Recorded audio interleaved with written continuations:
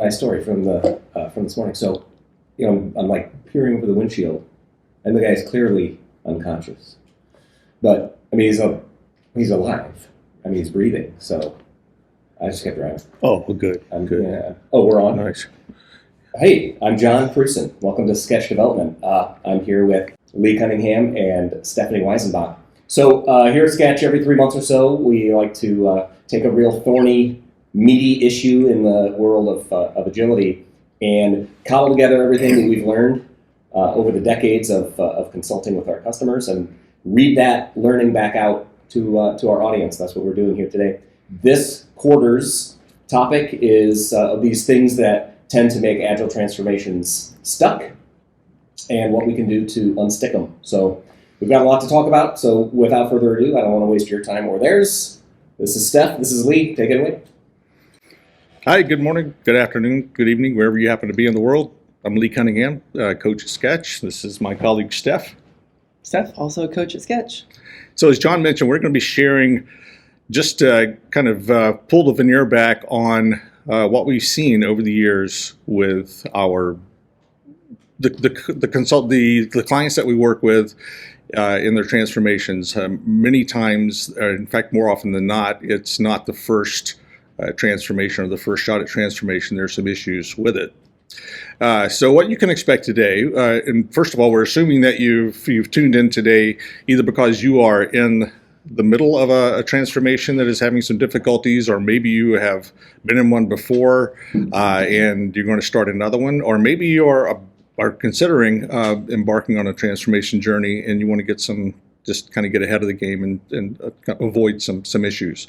So we're going to talk about how to recognize why conflicting perceptions of transformation challenges actually lead to failure and repeated failure. Then we're going to talk about what we believe is the most common root cause of struggling Agile transformations. And then we're going to give you a simple tool that you can use to help get your transformation back on track. So if an organization is going to embark upon what is a very energy-consuming, time-consuming, financial resource-consuming thing as an Agile transformation, you're obviously in search of some outcomes. I mean, who doesn't want higher quality and faster speed to market and better alignment between your customers and your business and your IT people? So once that decision is made to go into a transformation, you're going to go into these with a set of expectations, right? So the ideal envisioned Agile transformation looks something like this, where over time we expect that the effectiveness of the transformation will become self-evident, and along with that, the energy that is put into the transformation, we hope that starts to actually permeate the organization as success sort of begets success, right, Steph? We also expect that leadership's patience, we expect it to be high at the beginning, but also as organizational leadership starts to trust and see the organization make good on the potential that Agile holds out, that patience will also increase over time. The only one of these that we expect to decrease over time is funding, because there's the expectation that we're going to have to invest in training and coaching and maybe some changes in even our facilities at the beginning. But over time, as Agile becomes just part of the way we do things, then the funding that's applied to the transformation effort itself, we expect that to taper off over time. But Steph, is that what we usually see? No, not usually. What does it usually look like? Usually we see the effectiveness kind of bounce up and down, right? We get some gains, some of those early gains, and then maybe we have a little bit of backsliding. Maybe we hit some friction, some problems, and we kind of see that effectiveness kind of level off a little bit before it reaches that point where we were hoping it would get. We see energy kind of oscillate, right? People who are really pro-Agile start to lose energy when we start to bump into those problems, and sometimes enough for them to actually leave, right? And in all the energy kind of getting sucked out of the room, the skeptics who said, "Oh, Agile's not for us," they start to look a little bit right, you know. And when all of that is happening, leadership's patience is also dropping. And ironically, more funding is thrown at the transformation to try to get it back on track. Yeah, and that's the curious thing, right? Is you would expect that, okay, once things are starting to kind of fall off the slope, that we'll say, okay, we're going to pull funding from this. But I think what we've both seen is that there's usually enough success in small places and small pockets that there remains the hope that this time we're going to get it right. And right? thank goodness, right? Yeah, right. Exactly. Good for us. But that's where we see the kind of humps or the increases in funding here is what we're trying to depict there is this resurgence of funding for yet another round of Agile transformation. And so the gaps, when you look at the gaps, it's just really paints a stark picture here as to why discouragement sets in, why fatigue sets in, because the gaps are so wide. And as you mentioned, Steph, that do-over pattern takes its toll. Over time, no matter how much money we pump into a transformation, cumulatively, the organization becomes more fatigued, right? So not only do we lose people, we lose good people, we lose our champions often. The folks that are there to take on yet another go at transformation are not as excited as it goes on. So it goes from, hey, yeah, we're going to make this work to, oh no, another Agile transformation, in quotes. Well, and even in the champions and other people kind of getting turnover, coaches like us have turnover too. So we come in sometimes in that third transformation and we're trying to get the energy back up and trying to get some of those gains again. And it's kind of an uphill battle. It is, yeah, and you would think that, and we're actually showing it here, is that it's not like you plateau and then you start at that plateau and take off from there. As you mentioned, some backsliding, which could come from a lot of different things, but a lot of times it's just people just becoming jaded.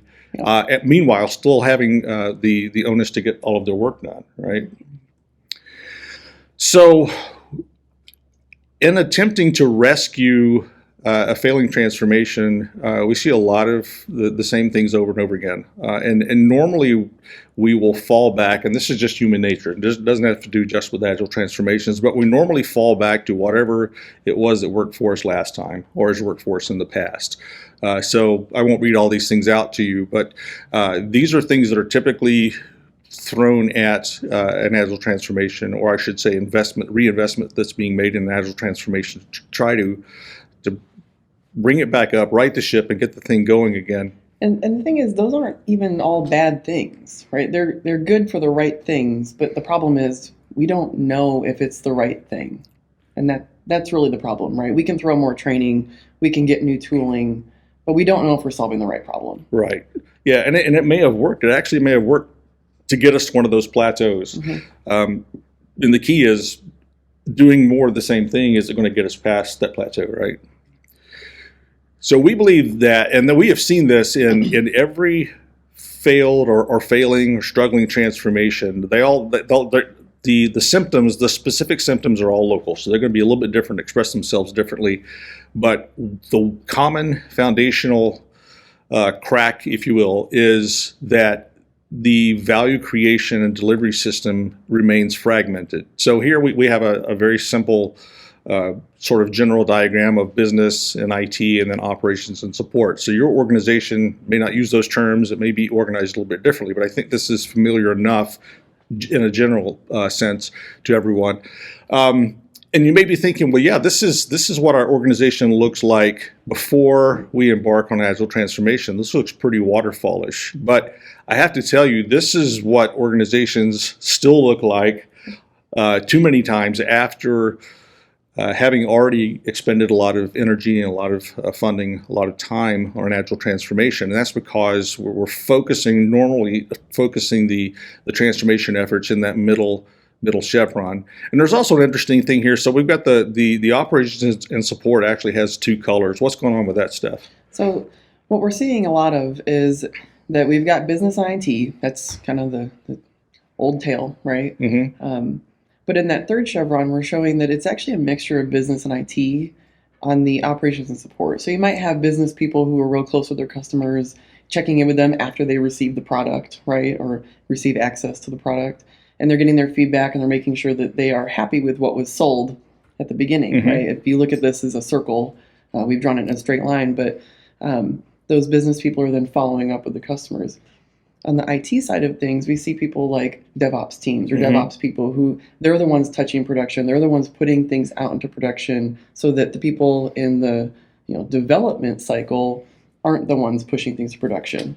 So rather than having the same people do that, there's a whole different team, which is why we've put them in that third chevron. Right. Yeah. And so again, if we drew that in a circle, we would sort of see those two blending together. Where one's and in some organizations, more of that is on the IT side, and sometimes it's more on the kind of the business side. Well, right? and those DevOps people might report up to IT leadership, but they've got a whole different role, and that's another handoff between those two chevrons, right? Right. We're handing off from the developers creating the product to a DevOps team who's then deploying the product and giving customers access. And I think that handoff is where we're seeing that important piece. Interesting. Yeah, and you could think about the fact that if this remains in place, there are just some natural boundaries and friction that remains in the system. So if we look just at if we just talk about risk for a moment, if the IT chevron here is where the transformation efforts have been focused, then and the transformation has had some time to kind of get some footing there, that part of the organization will start to become more comfortable with taking risk in the form of maybe using a risk-adjusted backlog, doing small experiments and being okay with failing as long as they learn. But if the business side in this case is still holding on to a sort of a legacy mindset of transferring risk to IT, and then the operations and support are remaining risk averse, then they're just when you just take the dimension of risk, there are remaining friction points in the system. So that's just one dimension of everything that we have to deal with, just with risk. What we really want to achieve, and is necessary to achieve if we want to realize those outcomes that we saw on the first slide, is as a unified value creation and delivery system, which includes the customer. In fact, the customer is an integral part of it. So instead of seeing the customer as an external stakeholder, if you will, to what our system is, this value really flows through the customer. Value flows through this entire system. So in other words, we're realizing what our customer needs. There's a gap between what they need and what they have. We work to provide them a solution. We deliver that to them. They give us feedback and let us know the next most important thing that they need, and this is a continuous thing.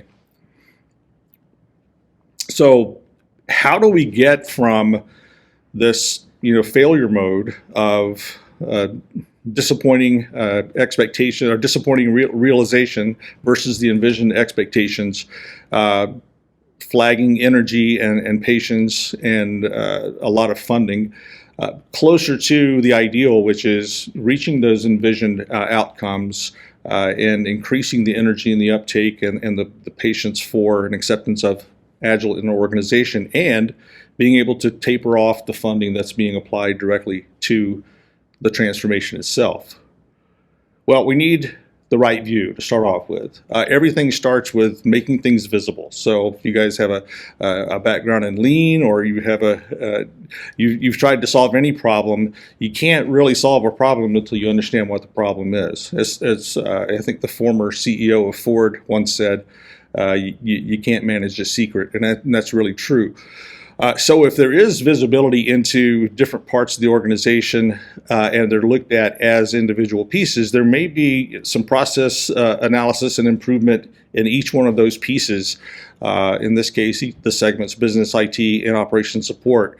But that's going to result in, again, processes and flows that are optimized just for that piece and not optimized for the whole. So we need the right view. We need something that will allow us to look at this system as a holistic system and not as a fragmented system. The right tool for the job, we believe, is a map. Now, this says value stream map, and we've crossed through it. Steph gives me a hard time every time value stream map comes out of my mouth. But we're not trying to create a new tool here. The reason we crossed through value stream here and we've inserted value creation and delivery system for value creation and delivery system map is twofold. One is that the term value stream is it's used so much and overused and misused that if you ask 10 different people, to define a value stream, you'll get at least 8 different answers, right? And also, we think value creation and delivery system is the right way to think about this. So that's the terminology that we're using today. It's more explicit, and it doesn't come with all the baggage that value stream map comes with right now. Yeah. I mean, probably a lot of you out there right now, as soon as we said value stream, you had a visceral response, which was not good. Yeah, we know Steph did. So, okay, we've seen value stream maps before. You may have used them to try to work on improving your process. And you may continue to use that to improve your process to actually create and deliver a product, right, within the kind of the IT echelon or chevron that we showed there. But what does this have to do with enabling a successful transformation?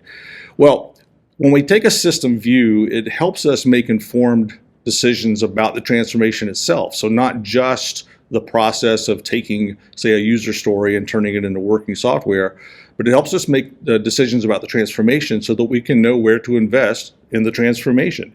So, we may need, do we need coaching? Do we need training? Do we need facilities changes? Do we need to change the way people are organized around teams? Do we need to hire people? Probably some of all of those things. The problem, though, is we don't know where, right? Right. So if we go back and look at this failure graph again, which pains me every time I see it because it's all too real. When this is going on, normally what is happening is that in order to rectify that, if you think about back to the people in the floats, through rescue attempts, we're continuing to pour money into the IT echelon itself. So continued coaching, training, facilities, all of those are going into the same place. And so that's fine as long as the impediment to the entire system lies there. So, I mean, everywhere we've been, I think when someone has actually done a value stream map at places I've been, the value stream starts and ends in IT for some reason. Right? So you can make better decisions about those investments in IT, but what we're not seeing is across all 3 chevrons. How do we make better decisions about investing across the entire system? Exactly. So what if the need happens to not be in IT, where we're spending our efforts and our money? What if it happens to be, in this example, in operations and support? How would you know? Yeah, right. Yeah, you wouldn't. And if you want to invest in something like CI/CD pipelines or, really creating automated DevOps instead of having a DevOps team, if you're only focused on creating agile teams in IT, you're really not going to see that. Right. They might complain about it, but that's about it. Exactly.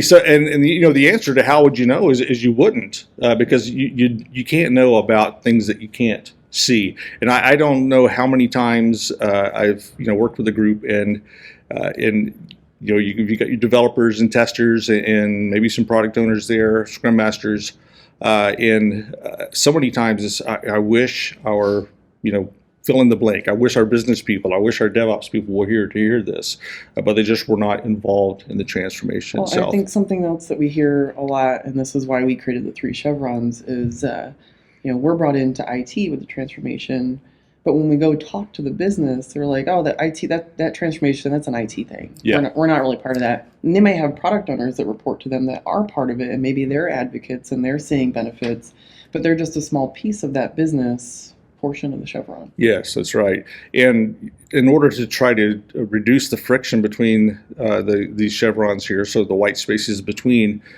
sometimes the approach taken is to change some titles, right? So we're supposed to have product owners to kind of form that junction between business and IT, right? So we'll name some people product owners, which product owners, we need them, but if we're not actually going to empower them, then that actually creates more confusion, because people say, well, I have this product owner role, I don't really know what it is, or I know what it is, but I'm not doing that, so I'm really confused now.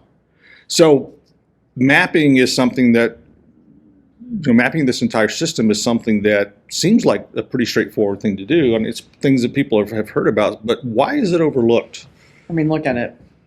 When I look at this, I see things that aren't applicable, right? Mhm. Like, we don't have trucks. I don't know what to do with those trucks. When people are handed this and it's blank and they say, hey, can you go fill this out? I have not actually worked with anybody who can fill this out. They either don't have the information, it's not applicable, it's really overly complicated, Mhm. or they've got a tiger team that already does process improvement, so they're like, I'm not filling that out. They'll do that. Right. It becomes that tiger team's entire job to go fill in the blanks because they're not the ones with the information. Most times there isn't just one person with all this information anyway, and so it does take a lot of people to fill in the blanks. But when I look at something like this and it's blank, it's just overwhelming to even start. Yeah, And we get stuck. Exactly. Yeah, it's intimidating, and when it becomes when it becomes somebody else's thing to do, it becomes a project all its own, which means that the people who are actually doing the work just become separated from the effort there. I think another thing too is if we look at by the book, if you will, value stream mapping. There's two major parts to it. One is mapping the as is process, right, and the other is mapping the to be. And that's really a slippery slope, because a snapshot in looking at the as is really a snapshot in time, and then the to be is a snapshot in time in the future that we have no idea what the future is going to look like. So it's just another way of saying guessing. So a lot of effort is put into that. Well, most people, when they're asked to do a to be, they're like, well, I don't know what I don't know. I don't even know how to create a to be. I don't know what this could look like. And it's more valuable to just take the as is and try to make some improvements. Right. But you can't do that if you just can't get started. Exactly. I think getting started is the main thing. And there's a quote on lean.org, and we'll give you guys the link to that in a bit. But there's a quote in there talking about value stream mapping and the improvements that come out of that, in looking at them not as solutions, but looking at them as countermeasures. And I think that's a really good way to put it, because if we're looking to come out with one solution in the future, which becomes a project toward which we're going to work, that puts a lot of weight on us and a lot of pressure on, where we're just looking at the map as a way to find out what are the most important things to address now, and then we address them, and then we address the next most important things in this living document. Then I think makes a much more easy process and concept to get people enthused about. All right, well, right? Speaking of easy, got an easier way. Oh, okay, yeah. So you're saying we don't have to do this? I'm saying we don't have to do that. Okay, do tell. So here what we've done is we've just created a template, right? It's a lot easier to just take on 3 steps than it is to fill out that blank mess, right? So in this template, if you start with just mapping out how things are flowing, so you say, hey, well, what happens before that? Well, what happens before that? Well, what happens after that? And you just start mapping it out in these boxes. You just get started, right? That's the hardest step. So start with something that you know, work forward, work backwards. Once you've basically got your boxes filled out, put some handoffs on there. Not handovers, not all those other things. So the handoffs also slow things down. And the goal isn't to necessarily get rid of all of those, but you might have some that are rough and they need to smooth out. But you don't know until you put them on there. The next thing would be the wait times. So where are you waiting for things? Is it sitting in an email somewhere that someone has to look, like a group email box that no one really knows who needs to look at it? Right. How long do you normally wait for those things? Once you get those 3 steps done, you have plenty to go work on. That is more than enough to get started. That's more than enough improvement opportunities sitting there that you're looking at. I agree. Yeah, we've actually done this with a couple of groups, not using this exact template, but something very similar. In fact, this one looks a lot nicer. But it was very simple for groups that knew they needed to do this, but were intimidated, had never done it. And, it didn't take long. When you get the right people assembled, and you present it as not a fault-finding mission, but an improvement mission. And people were really, I think, amazed and at themselves at how well they did at mapping something out, and it wasn't quite as painful as they thought it was going to be. I've never had a group that didn't learn something collectively, right? Some people might know little pockets of things, but there's always blanks in everybody's minds, and collectively they actually learn a lot about their own process. Yes, absolutely. So what happens here is if you start putting on, let's say, the right order of magnitude of your wait time, it doesn't need to be number of weeks. You could just say weeks, and that would still give you plenty. That helps you create an improvement backlog, right? You've got all these opportunities of things you could improve, whether it's a handoff, a wait time. It could be just figuring out a blank that's in there somewhere. Like we don't even know what happens. But you can even prioritize your improvement backlog by looking at this. So if I'm looking at these wait times and I'm just focused on those, for example, I'm probably going to look at the months before I look at the weeks or the days or the hours, right? Because if I can cut 4 months down to 2 months, I've saved 2 months. But if I focus on 2 hours and I cut that in half, I've only saved an hour.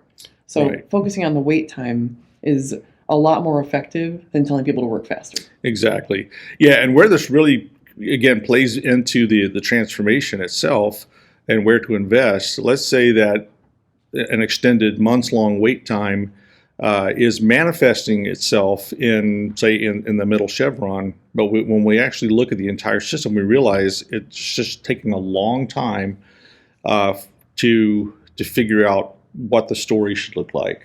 So maybe that points to, instead of more training or more coaching of the teams that are building software, maybe that points to some training or coaching on the further to the left on the business side around story writing, story splitting, that sort of thing, so that it doesn't. We're looking at where the problem is rooted versus where it's the symptoms are being shown. And so that's all feeding into your backlogs, whether it's your just improvement backlog or your transformation backlog. You're able to add things in there, have a list to go on. You can prioritize the list.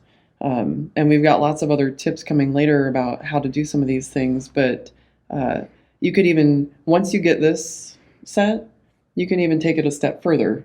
And you can start adding things like tooling, or where we have different tools and all operating at the same time. Maybe they're doing the same thing. Maybe we've got multiple tools all doing the same thing, but we have no idea that that's happening because people are making decisions in that first chevron about what tool will be beneficial. And then separately, the middle chevron is making decisions about what tool will be beneficial. That's another handoff, another tool. We don't know that until we start seeing it. We've got, and just for a company I was working with recently, they have a tool in place that's replacing a spreadsheet, but the spreadsheet's still happening. And now they've got both in place. And which one do you trust, right? They say different things. Are we still going with the old thing? Are we going with the new thing?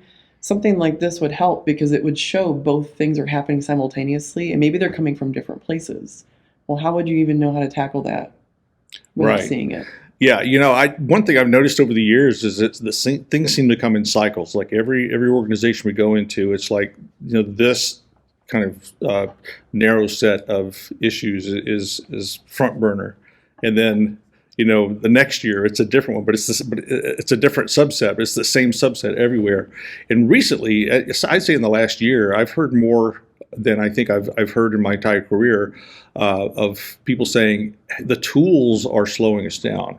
Right. So, we learn all this Agile stuff, but the tooling requirement is just so onerous that we can't get work done. And so it's like, we'll do one or the other. So if I'm going to sacrifice one, I'm going to sacrifice using the tool. So therefore, everything that depends on tooling for reporting becomes something that's, is it trustworthy or not? To your point.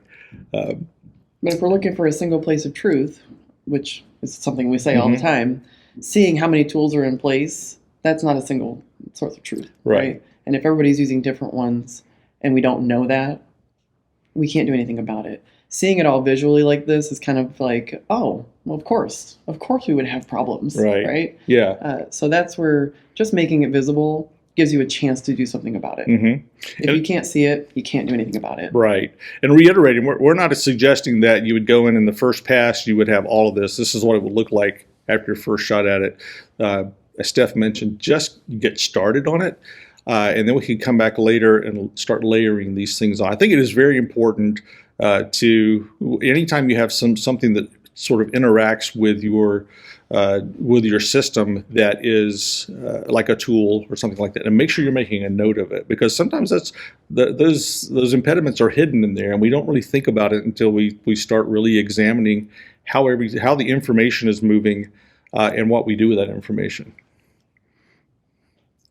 So we've looked at all this stuff, and I just would want to just answer this question again, because you might be thinking, okay, you guys we started talking about failing agile transformations, how to make this next one stick, and then you got off on mapping value streams or value creation delivery systems. So tell me again, how is this going to help with the transformation we're in now? How are we going to how's this going to help make this one stick? Well, doing this mapping allows you to see what's really happening throughout your whole value creation and delivery system, so that you'll know where the challenges to your transformation are really rooted, so you can make wise and intentional investments and thereby realize those outcomes that catalyzed your transformation in the first place. And you'll do all that before you run out of energy and patience and eventually money. No, we're not saying that this is easy to do. Well, it sounds easy. We're trying to make it easy. Oh, okay.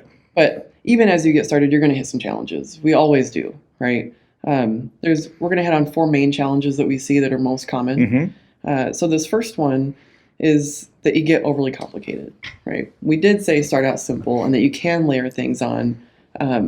But if you let it get too complicated too quickly, you kind of lose momentum, right? So if knowing that your system probably is complicated, that's probably real.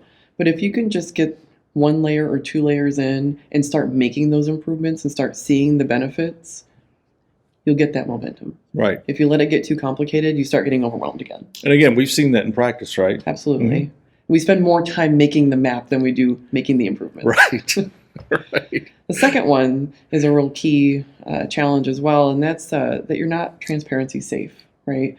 We're asking you to be transparent and create this map that maybe can be messy, maybe can point some fingers, and that's not what we're here to do, right? We really need to see reality to be able to make better decisions. And in order to get past some of this, now this isn't going to fix your transparency problem, but it might help it if you can help tell people what it's being used for. A lot of people that whether we're doing surveys or maps, anything when it comes to transparency, people always ask, like, well, what is this going to be used for? Yeah. Because they're worried about what will happen to them if they are honest about what's happening. So the more honest you can be about what it's going to be used for and how you react to that reality makes a big difference. So the minute people start being transparent, if the hammer is dropped, they're not going to do it anymore. Right. If it really is used for improvement and it's really no blame, it's really about just making things better for the customer, then we'll keep doing it. Right. And we'll get more transparency. So in a way, it can help your transparency and safety problem, but only if it's used the right way. Right. Yeah, and I agree. An added bonus of this could be the getting through that or getting over that lack of transparency hurdle, right? Because we hear that in so many places is that we just don't have the transparency that we need. So this could be a tool. If it's something that you haven't used, this could be a tool to help foster transparency. But again, it has to be presented in the right way. Yeah, you have to really stand by what you say it's being used for. Absolutely. So earlier you mentioned assembling the right people, and I mentioned that not one person has all the information, but what can you do if you can't get the right people together? Well, you can take this template and send it out to the right people and see if they can at least fill out what they can and then stitch it all together. We've had some success with that. You can have somebody like a coach facilitate getting these filled out, right? Going and interviewing people and filling in the blanks as we go along. And that can work as well. It doesn't have to be a quote tiger team kind of going after this and that becomes their whole job, right? So either of those ways will work, whether it's somebody facilitating or it's groups of people going out and kind of filling out what they know. Yeah, I mean, there's no substitute for having the people in the right room and everybody savoring the sweet aroma of dry erase markers, right, and using Post-its. I mean, that's I love to work in that mode, but it really is difficult sometimes. So I think if we go back to the 3 chevrons, let's just assume that your company is divided into these 3 chevrons, and you have to map the part of the system that applies to each of that chevron separately and then come back together and stitch them together. That last piece has to be done. So sometimes it stops. We're back to the 3 microscopes. If it just stops at the business and the IT and the operations and support, each trying to figure out what's good for them, we're no further along than we were before. So we have to make sure that there's an overarching goal in sight of making sure that we're taking a systems view of this. And one thing that could help there is to kind of define the integration point, right? The point of contact. So, for instance, if you're looking at that space between the business chevron and the IT chevron, we might agree that the integration point there, the touch point, is the product backlog. So business. So then the business side could start at the product backlog and work backwards.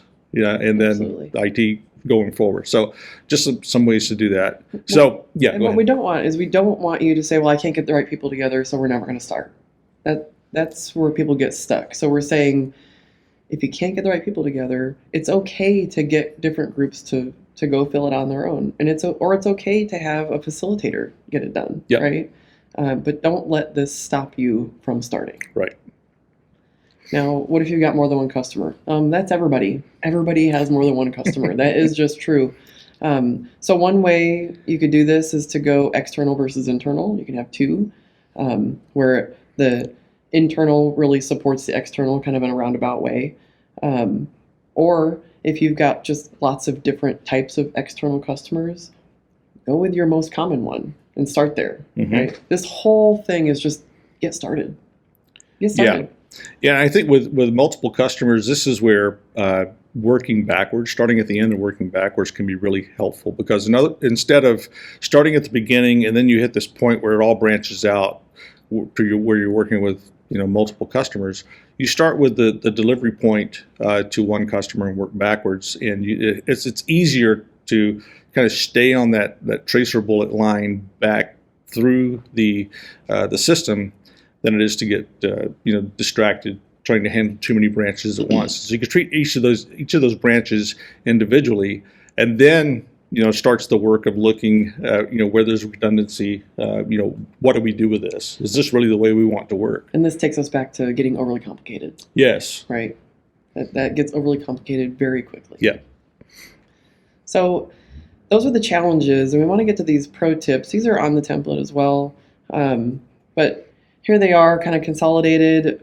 Every step, put every step on there. Even if you're not sure, you think something happens there, but I'm not really sure what it is. Mhm. Put a box, put a black box, put a question mark. It can always be edited later. We expect these to be living things. They're not just go create it and now it's done. The way these feed the improvement backlog is that they're being updated. So as you make those improvements, we're updating this picture. So it can always be updated. Second tip is that color the boxes in your control and color the boxes that are outside your control. 2 different colors, because that's going to help you prioritize as well. Mhm. So I'm going to tackle the things in my control before I go tackle some of those more difficult outside of my control things. And seeing it visually helps you key in on where you need to focus. The handoffs, we talked about this before. Make sure you put those on there, even if it's between team members. Mhm. Sometimes that handoff can be changed. It could be made better. It could be eliminated sometimes. We won't know until you put it on there. And the last 2 are really around the wait time. So like I said before, put the wait times on there, get the right order of magnitude, and then helps you prioritize which ones you're going to tackle, right? Tackle those big ones. Ask, well, why is that? That's, I think, the best question you can ask when you look at these. Well, why Right. is that? But if you could do those things, you'll be well on your way to improving your entire system. Absolutely. Yeah, and I think you were talking about coloring the boxes that are inside and outside your control. I mean, one of the things that we advise with regard to retrospectives is making sure you identify the things that are within the team's control. So if it's a team retrospective, and the things that need to be raised to a higher level of authority in the organization because they're outside of control. And a lot of times those things that are outside of the team's control just kind of sit there in a backlog. And that's because the organization is not looking at this from a systems view. So that's another thing that will help, is the systems view will help those things actually become addressed, because there's visibility on that where there may not have been before.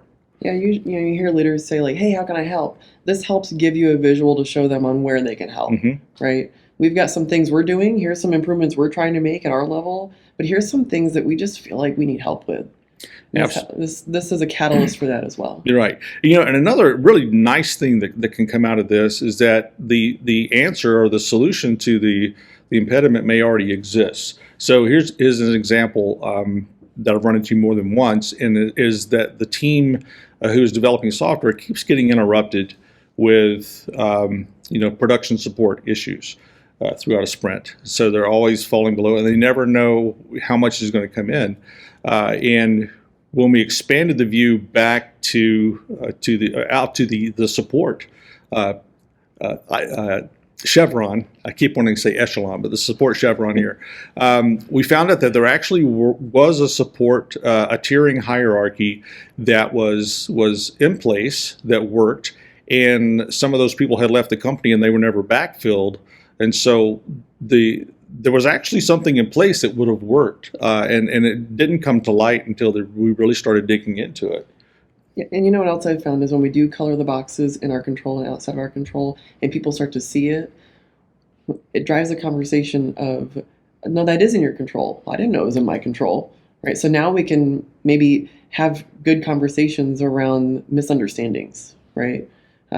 Or handoffs. We thought we handed off to somebody, but they didn't realize I handed off to them. It's been sitting there. Now we know why there's a big wait time, right? There's so many aha things that have happened in doing this. Yeah, and what you said just sparked a thought in me, and that's anything that we use, whether it's a report or it's an information radiator like a burn down chart, or it's a map like this, is the starting point for a conversation. It's not the end of a conversation, and that's actually a very distinct difference between maybe an anti-agile or a non-agile way of doing things versus an agile way of doing things. Because if the reports and all of the information is coming at the end of a project, then we close the project and we move on. That's the end of the conversation.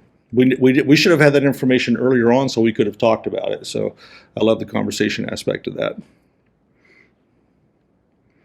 So given those pro tips, I think we may have had some questions come in. So we're going to take a few minutes and answer some questions that may have come in.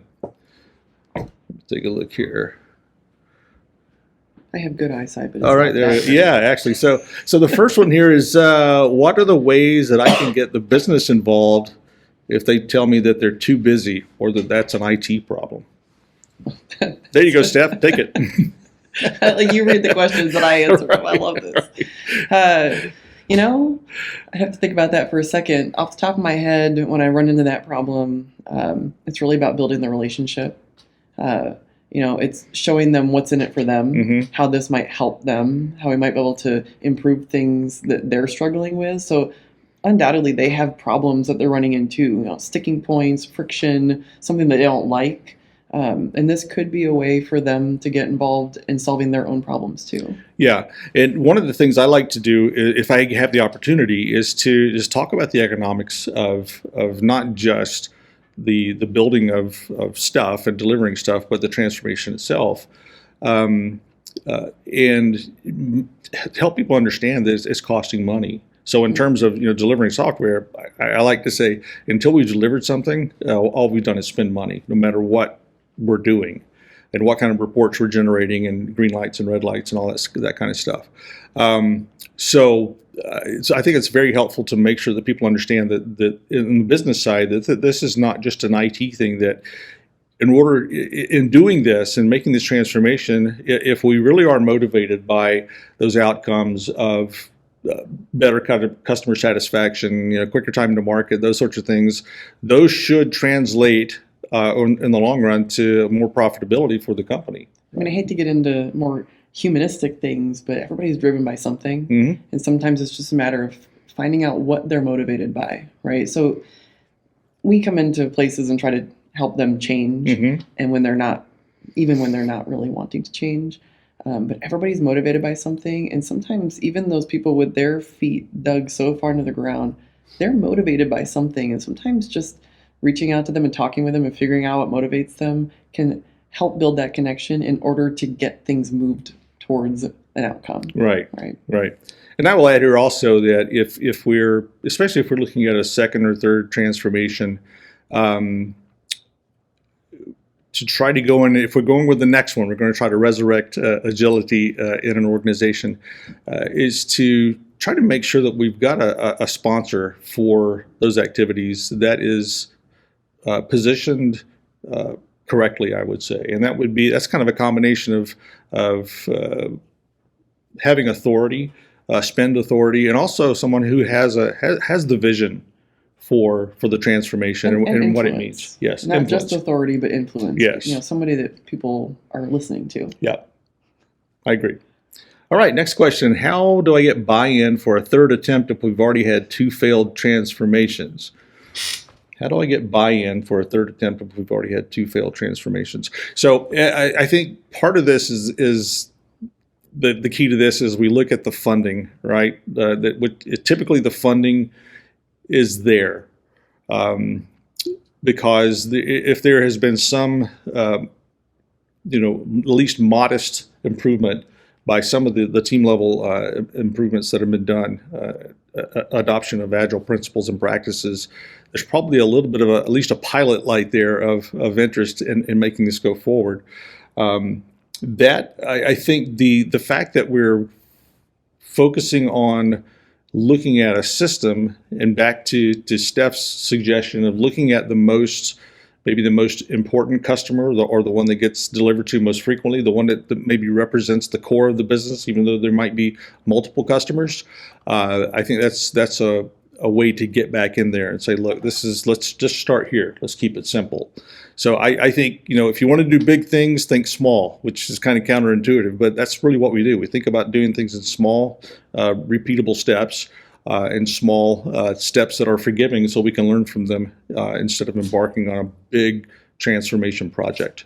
I would hope that there's at least some information here that we provided that can show where you went off track in the first or second attempts, and that there is still some hope that you want those outcomes from the beginning of the deck here that we showed, that why you even want to transform. So coming back to the core of why you want to change the way you're working and get those outcomes, hopefully that would be enough to show why another attempt would be fruitful, that you're going to do it differently this time. Yes, I agree.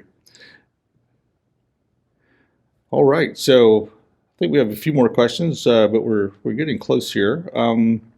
Wanted to go ahead before we wrap up today to let you know that after the webinar, you guys will be getting an email. We'll just be asking you just a couple of questions to give us help us do better on how we can improve on webinars.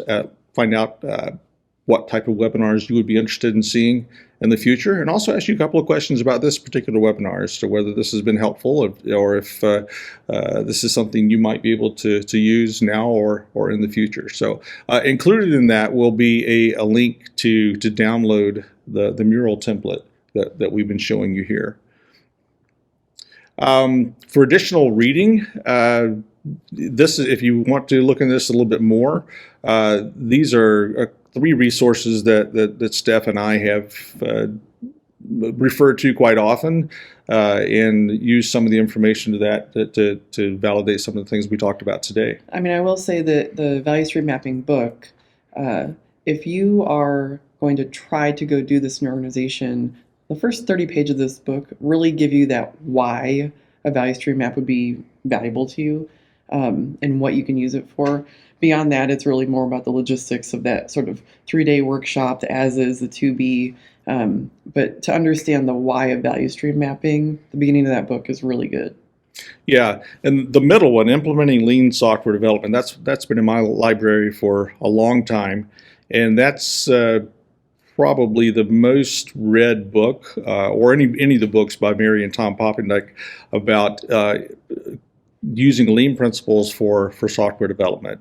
So some lean principles, as we saw on the value stream map that Steph was talking about earlier, they apply to manufacturing. They don't necessarily apply to software. That book does a real good job of drawing the parallels between lean manufacturing and lean software development, and gives some real practical tools for using lean principles. So I would recommend that book highly.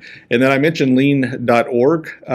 Obviously, they're going to be in lean as a discipline itself. So there's a lot of lean manufacturing discussions in there. But I found that to be a really good kind of go-to place to go over the years if I just wanted to get some simple diagrams, some simple graphics, descriptive things that describe lean principles. Also, to get some really understandable definitions and get a feel for how things work together. So that might be a place you want to stop in as well. And I think we're going to end up a little bit early today, so bonus time for you guys. Give some of your life back to you. We really appreciate you spending your time with us today, and I hope that this has been helpful. Again, you'll be able to download the template, and you can take that and use it as is. You can modify it for your needs, and hopefully this will make things simple for you, give you that systems view to start getting things back on track and figuring out really where the investment needs to go so that you're able to realize those outcomes that you were after in the first place. We hope you get unstuck soon. Thanks.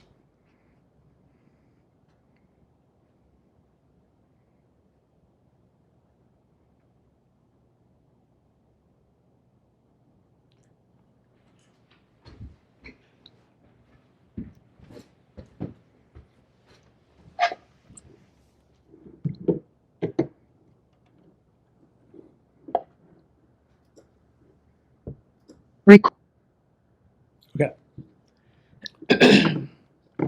We're clear. Yeah. All right. How does that feel? Good. So you got through all the questions? There's only 2. And I wrote them. Yeah. And you okay. So we have about what, 2021? I couldn't see. Okay. I saw 20 at one point. It ticked up to 21 for a minute.